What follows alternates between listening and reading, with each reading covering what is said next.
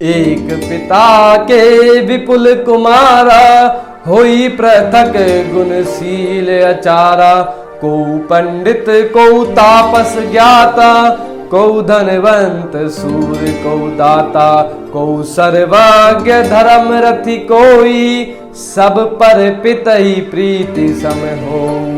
को पितु भगत वचन मन कर्मा, सपने जान दूसर धर्मा। सो सुत प्रिय पितु प्राण समाना, यद्यपि सो सब भांति अयाना। Hi everyone, welcome to my YouTube channel doctor Dushyant Kaushik. आ चुके हैं नई वीडियो के साथ। आज हम बात करते हैं गोस्वामी तुलसीदास जी द्वारा लिखी गई इन पंक्तियों के बारे में। यह एक पिता के लिए कौन सा पुत्र सबसे ज्यादा प्रिय होता है उसके बारे में। वैसे तो हर पिता के लिए हर एक पुत्र प्रिय होता है, जैसा तुलसीदास जी भी एक पंक्ति में कहते हैं, सब पर पितहि प्रीति सम होई। अर्थात पिता के लिए प्रीति मतलब उसका प्रेम सबके लिए एक समान होता है, लेकिन उनमें से भी एक ज्यादा प्रिय होता है। और इसको हमने परमात्मा के भक्ति सिद्धांत से भी जोड़ा है। ऐसे ही परमात्मा का सिद्धांत है, इसी बारे में भी बात करेंगे। साथ ही साथ हम बात करेंगे गठिया बाय यानी अर्थराइटिस के बारे में, जो कि एक वात रोग है। यह अगर आपको है शरीर के अंदर तो इसको किस प्रकार से ठीक कर सकते हैं। वीडियो को अंत तक देखें ताकि आपके अंदर कोई कंफ्यूजन है तो वह दूर हो सके, क्योंकि अगर आप आधा अधूरा देखेंगे तो आपके अंदर कंफ्यूजन बना रहेगा। साथ ही साथ यदि मेरे शब्दों में कोई गलती होती है तो कृपया करके उसको ज्यादा ध्यान ना दें। कई बार मेरे से शब्दों में गलती हो जाती है। चलिए अब मैं बताता हूँ गोस्वामी तुलसीदास जी द्वारा लिखी गई इन पंक्तियों के बारे में, जो कि उत्तरकांड की हैं। वह रामचंद्र जी काकभूषुंडी जी से कहते हैं। उसमें कहा गया है, एक पिता के विपुल कुमारा, होई पृथक गुणशील अचारा। अर्थात एक पिता के अनेक पुत्र होते हैं, जिनमें से कोई पृथक पृथक होता है, कोई गुण वाला होता है, कोई शील स्वभाव का होता है, कोई आचरण करने वाला होता है। और अगली पंक्ति में कहा है, को पंडित को तापस ज्ञाता, को धनवंत सूर को दाता। कोई उनमें से विद्वान हो सकता है, कोई तपस्वी भी हो सकता है, कोई ज्ञानी हो सकता है, कोई धनवंत हो सकता है, धनवाला हो सकता है, पैसे वाला हो सकता है, कोई उनमें से सूरवीर हो सकता है, कोई उनमें से दानी भी हो सकता है। को सर्वज्ञ धर्म रथि कोई, सब पर पितहि प्रीति सम होई। और साथ ही साथ कोई उनमें से ऐसा भी होता है जिसके अंदर सब गुण होते हैं। कोई धर्म परायण करने वाला होता है, लेकिन पिता के लिए सब एक समान होते हैं। पिता सभी से, अपने पुत्रों से या पुत्री से एक समान प्रेम करता है, लेकिन उनमें से को पितु भगत वचन मन कर्मा, सपने जान दूसरे धर्मा। यानी अगर कोई उनमें से एक ऐसा भी पुत्र होता है जो अपने पिता को मन से, वचन से और कर्म से, तीनों प्रकार से उसी की भक्ति करता है और तीनों प्रकार से उसी के बारे में सोचता है, अपने पिता के हर प्रकार के आदेश का पालन करता है, हर प्रकार से, मन से, वचन से, कर्म से, तीनों प्रकार से अपने पिता के बारे में ही सोचता है। और सपने में भी कोई दूसरा धर्म नहीं समझता, वह अपने पिता को ही सर्वधर्म समझता है। सो सुत प्रिय पितु प्राण समाना, यद्यपि सो सब भांति अयाना।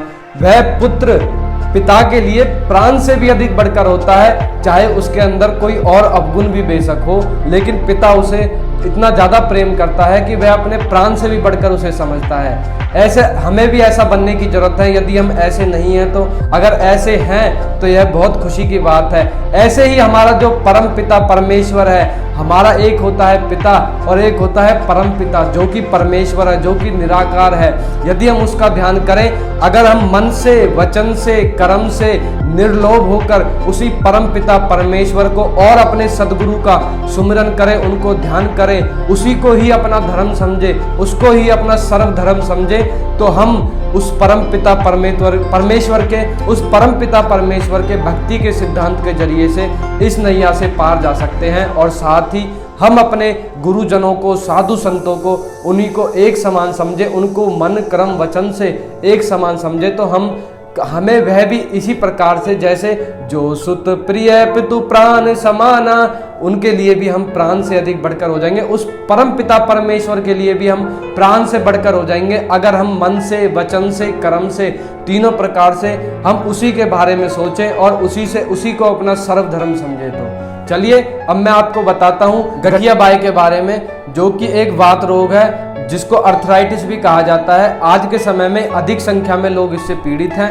लेकिन इससे आपको घबराने की जरूरत नहीं है, क्योंकि हमारे शरीर के अंदर यदि कोई बीमारी होती है तो वह ठीक भी हो सकती है। बीमारी का कुछ समय होता है जिसके बाद उसको ठीक होना होता ही है। इसीलिए आप यदि कुछ नियमित परहेज करेंगे, कुछ उपचार करेंगे, तो आपका गठिया बाय तो छोड़ो, और भी कोई भयंकर रोग है वह भी ठीक हो सकता है। लेकिन मैं आपको बता दूं, जो गठिया बाय होती है उसके होने के मुख्य तौर पर कारण होते हैं कैल्शियम की कमी, इम्यूनिटी का वीक होना, और कई बार यह पारलौकिक कारणों से भी हो सकती है। और यह मुख्य तौर पर वात रोग से भी होती है। शरीर के अंदर बार बार गैस बनती है और वह गैस धीरे धीरे करके आपके शरीर के अंदर गठिया बाय जैसी समस्या बना देगी। गठिया बाय इसका नाम इसलिए है कि यह वात रोग से भी होती है। इसमें आपको मुख्य तौर पर जो परहेज करने हैं, इसमें आपको परहेज ही सबसे बड़ा उपचार है। उसके बाद मैं और उपचार भी बताऊंगा, लेकिन परहेज सबसे बड़ा उपचार है, जिसमें उपचार है कि आपको कोई भी गरिष्ठ भोजन नहीं खाना, जैसे कि कटहल हो गया, और आपकी जो भी उड़द की दाल है, और जो गरिष्ठ भोजन होते हैं वह आपको शाम के समय तो बिल्कुल नहीं खाने। और आपको गठिया बाय जैसी समस्या है तो आपको उनको बिल्कुल ही नहीं छूना, क्योंकि यह शरीर के अंदर और अधिक समस्या बना देंगे आपके। क्योंकि जो गठिया बाय की समस्या होती है उसके अंदर हमारी जो हड्डियां होती हैं वह बहुत ज़्यादा कमज़ोर हो जाती हैं। पैरों में आपको चलने की समस्या होती है, कई बार लोगों में कमर भी बहुत ज़्यादा झुक जाती है इसके कारण। और यह लोग इससे इतने ज़्यादा पीड़ित होते हैं कि वह उनके पूरे शरीर में हर समय दर्द रहता है। और आप इसमें एक और उपचार कर सकते हैं, जैसे कि आपको 1 चम्मच मेथी दाना लेना है, उसको रात भर 1 गिलास पानी में भिगो दें और सुबह उसको खाली पेट पिएंगे, तो धीरे धीरे आपकी जो है गठिया बाय की समस्या है ठीक होने लगेगी। और आप शाम के समय खाना खाने के लगभग 1 से 1.5 घंटे बाद हल्दी में एक गेहूं के दाने के बराबर अगर 1 गिलास दूध में आप हल्दी डालकर पिएंगे, तो धीरे धीरे करके यह समस्या अपने आप दूर होने लगेगी। और कुछ लोग इसके लिए लहसुन भी बताते हैं। अगर आपको लहसुन नहीं खा सकते तो यह आपके लिए ज़्यादा नहीं है सही। अगर आप लहसुन नहीं खाते तो आपको ज़रूरी नहीं है कि आपको लहसुन खाना ही है।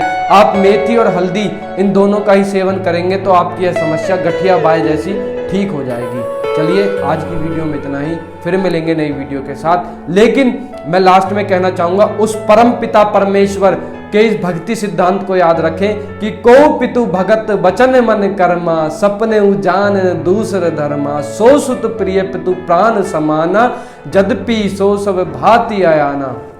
अर्थात जैसे उस हमारे पिता के लिए हम मन कर्म वचन से यदि उसी को अपना धर्म समझते हैं तो वह हमें अपने प्राणों से भी अधिक समझता है। ऐसे ही वह परम पिता परमेश्वर भी, यदि हम उसी को ही मन कर्म वचन से उसके बारे में उसी को ही अपना धर्म समझें, तो वह भी हमारे लिए प्राण के समान हमारी इतनी ज़्यादा चिंता करता है। उस परम पिता परमेश्वर के लिए एक बार मेरा सत नमन। और वीडियो से विदा लेते हैं। ओम शिव गोरक्ष आदि।